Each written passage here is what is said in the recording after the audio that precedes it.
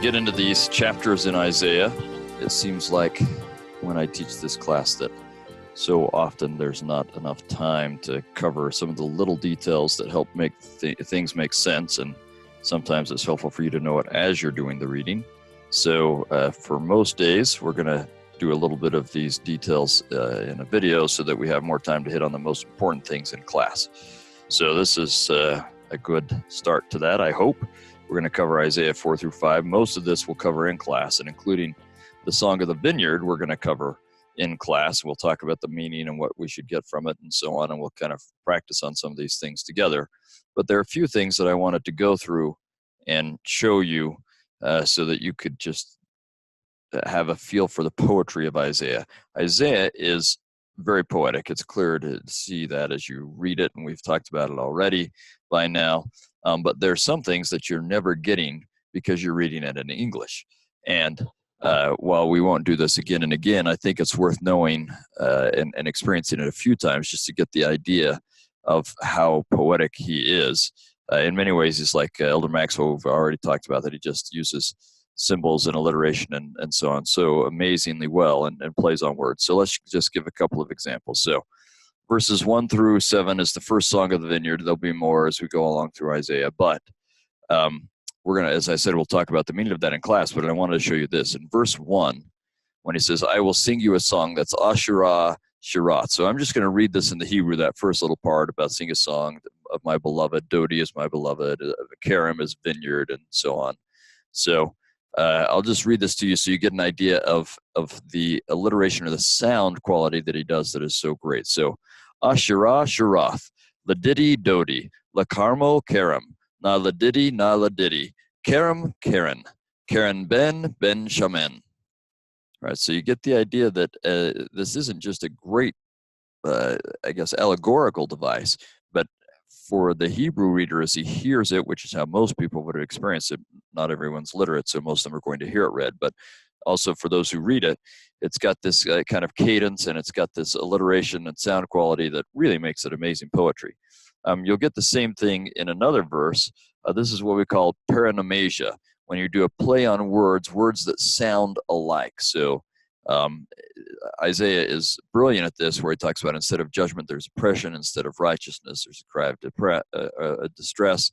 But the word for judgment is mishpat, and the word for oppression is mispach. So judgment in Old Testament context, and Isaiah is going to refer to this a lot, so this is important for you to know. Judgment isn't like we think of it as where we say, quit judging me, right? Judgment is it's a form of leadership, and when you perform judgment, you are trying to make things the way they should be, right? So a righteous judge is someone who's trying to set things right when they've gone wrong. So judgment is when you take care of the poor so that they are not oppressed, but they're taken care of, or the fatherless and the widows, and someone who's been robbed, and those kinds of things. So performing judgment is to make sure everything is the way it should be, but the biggest emphasis of that is to take care of those who can't take care of themselves, as opposed to oppressing them, which is what so often happens, that the powerful oppress the weak, whereas really the powerful are supposed to take care of the weak. So when he says instead of mishpat, mispach, instead of tzedakah, tzedakah, right? So you can see how those sound alike, or you can hear how those sound alike, just to give you an idea of the wordplay that he uses. And he does this kind of thing all the time. We won't point it out too often, as I said. Now let's look at a couple of specific verses in the Song of the Vineyard. And actually the part that's just after that, this is the judgment that's going to come to them because they haven't kept the covenant the way they should. And we're going to go through a couple of specific things that people often get confused about and have questions about. So chapter 5, verse 8. Woe unto them that join house to house, that lay field to field, till there be no place, that they may be placed alone in the midst of the earth. So most modern readers read this and they think, oh, he doesn't like townhouses or apartment complexes or things like that. But I mean, maybe he's talking about that a little bit, but I don't think so. What I would encourage you to do is to read it in light of the Abrahamic Covenant. You're getting familiar with this. So remember that the blessings of the Abrahamic Covenant are that there would be abundant posterity, that they would just innumerable posterity for Israel. Well, when you have abundant posterity, then and they become so numerous, then they have to live close together. So when you and you'll find this in Isaiah all the time, he'll talk about when you're keeping the covenant, there's not room for you in the promised land. There's so many of you, and as a result, then you'll have to live very, very closely together, right? So it's not woe because they've done it. It's woe because they have had that kind of blessing, but now, and as I said, it could have other meanings, but really the primary meaning is the Abrahamic Covenant. So now, this is what he will say. In mine ears, said the Lord of hosts, of a truth, many houses shall be desolate, even great and fair, without inhabitant. So, whereas the promise of the Abrahamic Covenant is numerous posterity, the curse, if you don't keep the Abrahamic Covenant, is that you will have hardly any posterity, and as a result, all those places that people were once living in will now be desolate. No one will live in them, not one inhabitant, because they haven't kept the covenant. So that's really the imagery he's trying to use here. And so it will have, I think, some literal fulfillments. We'll see that as Assyria comes in and later Babylon comes in, that houses that had people in them literally will have no one in them. And so there's a literal element to it in his day and shortly thereafter. But the bigger picture he's trying to paint is because you haven't kept the Abrahamic Covenant, you'll get the cursings of the Abrahamic Covenant rather than the blessings. And so when you read these verses, think of the literal fulfillment, but mostly think not about, oh, is he mad because I live in BYU apartments that are so close together? No.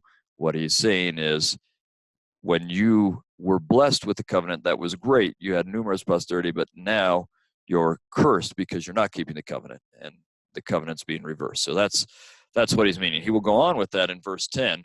Remember that part of the blessings of the covenant is that the land yields abundantly. You have this amazing harvest, just bounteous, and it makes you wealthy and takes care of you. You prosper in the land, right? That's the Book of Mormon way of talking about the covenant, that you prosper in the land. It's absolutely Abrahamic Covenant of the Book of Mormon when you do that. But here's what will happen in verse 9. He continues to say the covenant reversals as they get the covenant cursings because they've broken the covenant.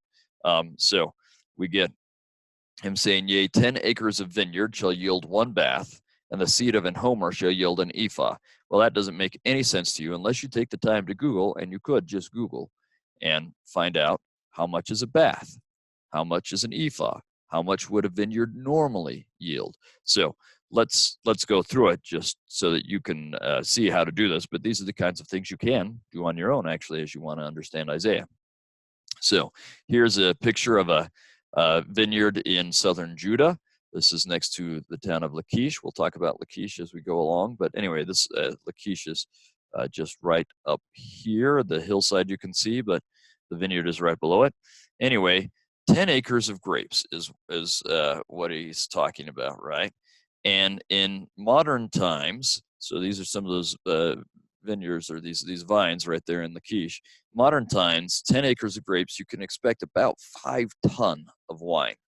That's a lot of wine, right? But he says 10 acres will yield one bath. Well, one bath is 5 to 7 gallons, right? So you see what he's saying. Where you would expect 5 tons, you'll get 5 gallons.